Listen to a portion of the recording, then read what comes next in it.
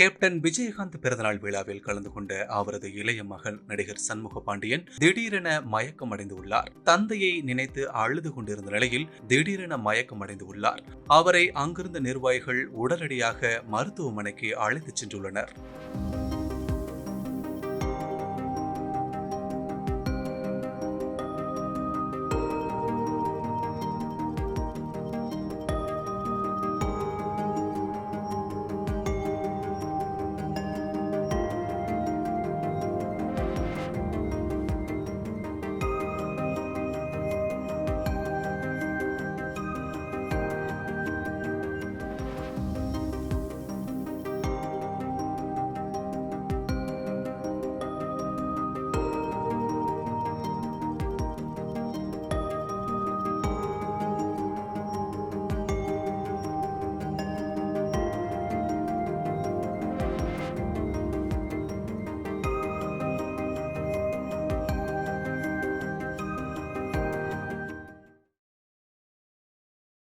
செய்திகளை உள்ளது உள்ளபடி தெரிந்து கொள்ள ரெஃப்ளெக்ட் நியூஸை சப்ஸ்கிரைப் பண்ணுங்க.